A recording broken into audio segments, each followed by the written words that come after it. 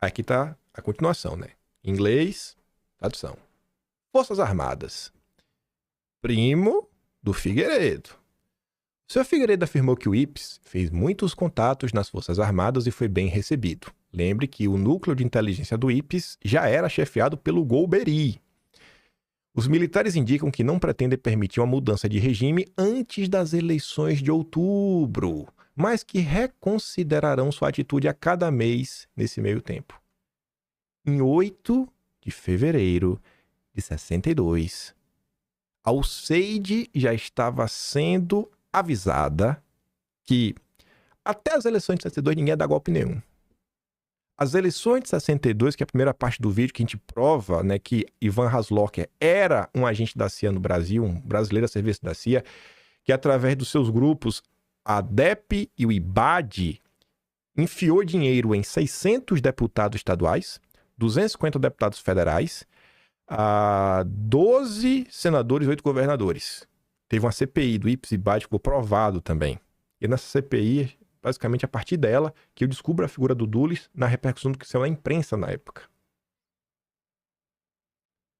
Aí você vê, né? É uma vida, não, mano. Mete dinheiro na eleição, que até a eleição a gente não dá golpe, não. O senhor Figueiredo afirmou que os militares são uma força conservadora no Brasil, conservadora no sentido estrito de conservação, conservar do jeito que as coisas estão. Eles buscam fortalecer a unidade das Forças Armadas. Ele afirmou que a penetração comunista nas forças é um fator a ser considerado, especialmente no Exército, mas pareceu confiante em que essa ameaça poderá ser enfrentada pelo menos pelos próximos anos. Em relação ao Quadros, né? Analisou que o ex-presidente Jânio Quadros, com imparcialidade, negou que Quadros seja um psicopata, afirmou que ele tem um caráter peculiar e pensa diferente dos demais homens. Isso pode estar ligado à sua origem humilde, o que faz sofrer de um sentimento de inferioridade. Quadros é muito inteligente, afirmou, e pensa com clareza, perseguindo firmemente seus objetivos. No entanto, é imprevisível e suas promessas nem sempre são confiáveis. Não é leal aos amigos. Por exemplo, quando Quadros deixou o Brasil após a sua renúncia, nem sequer enviou uma mensagem de despedida a um amigo que fora seu constante apoiador e companheiro. O Sr. Figueiredo disse que Quadros estava certo em suas políticas internas, mas errado em suas políticas externas. Por quê? Porque Jânio Quadros era a favor da política externa independente. Cara, o que é melhor pro Brasil? Na cabeça dele era isso. Aí você pode falar, mas mandar... Na cabeça dele ele tava tentando ser independente. Essa turma aqui tem lado. Ó, o meu lado é da turma do Valtinho, da turma do Lincoln Gordon, serviçal do Kennedy, serviçal do Lyndon Johnson. Isso daí, velho. Serviçal dos Rockefeller. O dinheiro entrando, eles fazem o que vocês quiserem. Por isso que eu falo pra vocês, não adianta querer estudar a história do Brasil achando que existia uma direita, como se vê hoje em 2025, valores... Gente, esquece! Você não vai conseguir, você não transpõe o que acontece hoje, o que você enxerga como direita hoje. Você não consegue transferir isso para 60 anos atrás. É completamente diferente. O que se chama de direita lá atrás, que lutou contra o comunismo, é o centrão! É o puro e simples, então é a União Progressista do Ciro Nogueira.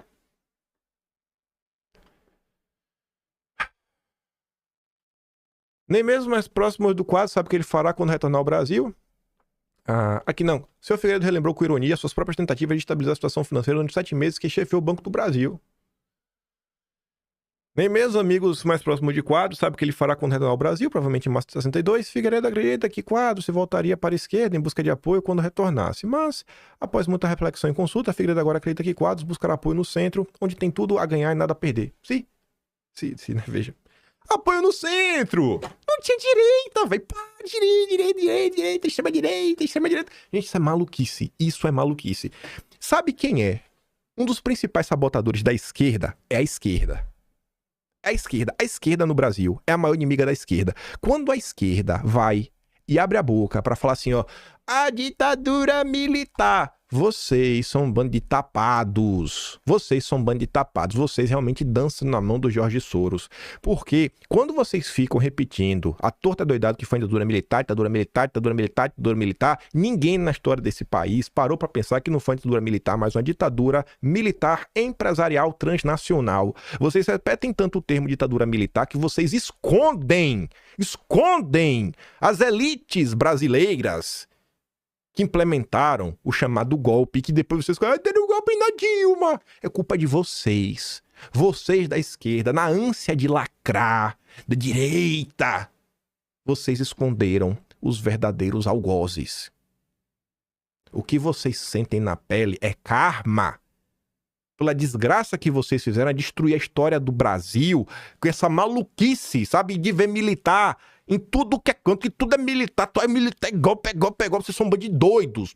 Isso que é a esquerda no Brasil, que vocês se tornaram. Tanto que agora é um bando de woke que não tem mais nada, não semelha nada. Aqui um dia até você fala assim, a própria herança do janguismo, do varguismo e por aí vai. Se tornou uma vergonha o que se tornou a esquerda nesse Brasil. Uma vergonha. Vocês deviam ter vergonha de se chamarem de esquerda. Vocês são serviçais da burguesia. Não é isso que você fala da burguesia? Vocês são serviçais da burguesia. Cada vez que você repete um termo ditadura militar, vocês protegem um burguês. Isso é o que vocês são da esquerda. Vocês são braço do regime. É o que o Ruizão falou. É no máximo um apêndice. Hoje vocês são um apêndice da elite bancária desse país. É o que se tornou o PT, o PSOL, o PSB, toda essa turma. Que antes o Alckmin era o golpista, agora é o companheiro e vice-presidente da República. Eu tenho um desprezo por vocês da esquerda, velho. Sem igual, pelo que vocês fizeram com o Brasil. E sem emburrecimento nacional.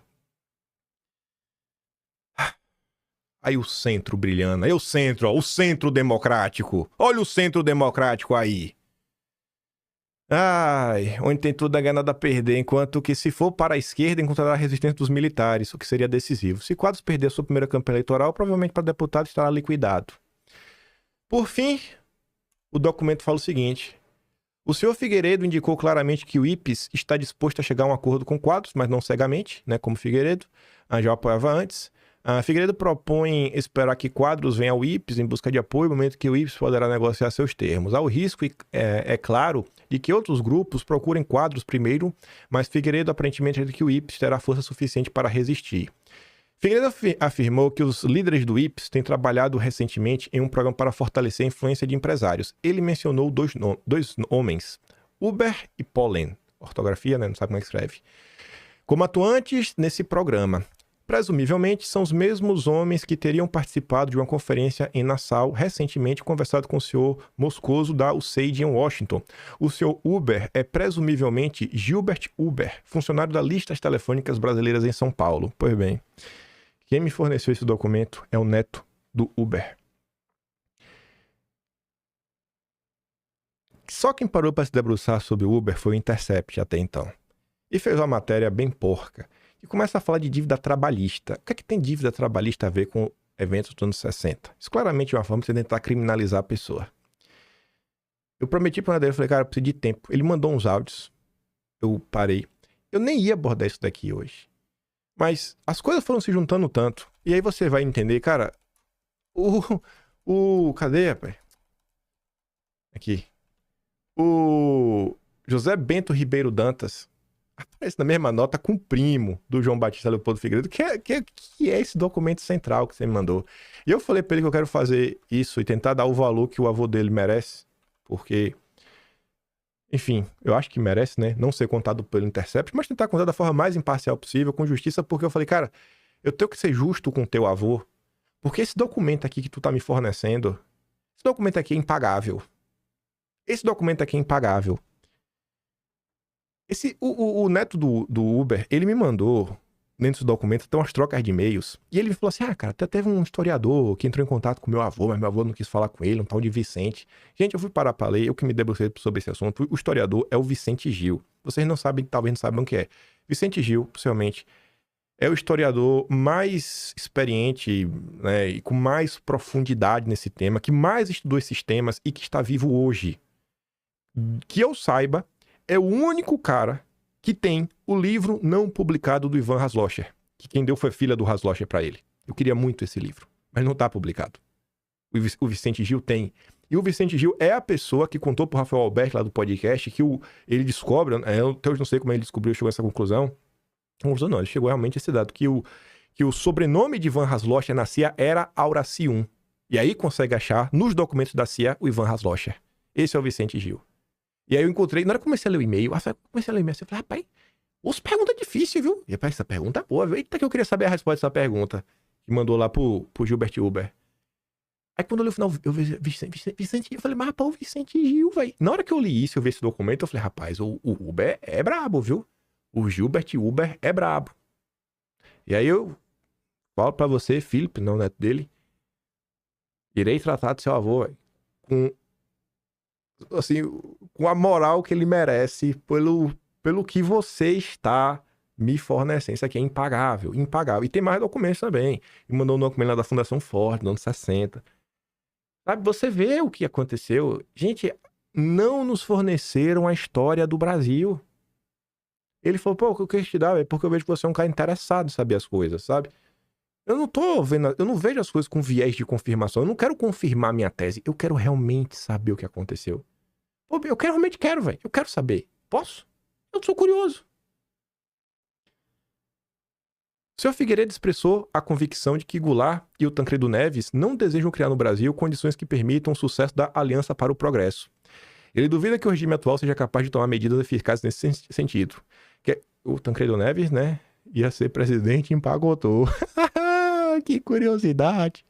Questionado sobre atitudes de brasileiros em relação aos negócios estrangeiros, o senhor Figueiredo disse que é um sentimento antagônico, mas isso não é representativo da opinião pública. Figueiredo disse ter se encontrado com o embaixador Gordon diversas vezes, mas não em circunstâncias em que pudesse conversar livremente. Ele expressou o desejo de fazê-lo, talvez quando visitar o Rio em 16 de fevereiro. E só pra gente chegar ao fim, porque já tá com 1h30... Gordon realça a colaboração da Aliança para o Progresso a Guanabara e agradece homenagem. Quem que estava nesse evento da Aliança para o Progresso da Guanabara? Vernon Walders. Eu não vou comentar, mas temos esse documento aqui da CIA para a gente tratar sobre ele depois. Temos este outro documento aqui da CIA, liberado agora, né, em 2025, pelo governo Trump, para a gente tratar depois também. E eu encerro meu vídeo com essa notícia aqui de novo, né? Ciro Nogueira, herdeiro do golpismo brasileiro, quer que Bolsonaro indique o candidato até o final do ano. O que está diante de vocês, gente, é a volta ao atraso, ao pior atraso que manteve o Brasil escravo desde o fim do Império. São as mesmas pessoas, as mesmas famílias, as mesmas elites locais, em parcerias com bancos, os grandes empresários, os grandes industriários. Vem que é o dono da Light hoje, os donos. Vê se tem alguém ligado ao Lehman. Vê se tem alguém. Porque a Light lá atrás, quem tava era o Galotti. Sócio fundador do IPS com o Azevedo Antunes. Ambos aí ocupando o local de destaque no Chase Manhattan dos Rockefeller, no Conselho Internacional. O Azevedo Antunes, especificamente, era o teste de ferro na Nova Alimense, né, da própria Hannah Mine, né? Tinha ligações com o Rockefeller através do McCloy. Tá aí. Conheça um pouco da história do seu país. E me perdoe pelo tamanho do vídeo, mas eu ainda queria comentar sobre essas coisas da CIA, né? Mas vocês agora conhecem de onde surgiu a União Progressista, o partido que consegue unir Alcolumbre, Arthur Lira, Ciro Nogueira, Caiado, Pedrinho, que recusou o ministério do Lula, com Fufuca, que é ministro do Lula, com Tereza Cristina. Tereza Cristina tá em silêncio, né, sobre o que se passa no Brasil, o Estado Democrático, o direito, né, Tereza Cristina?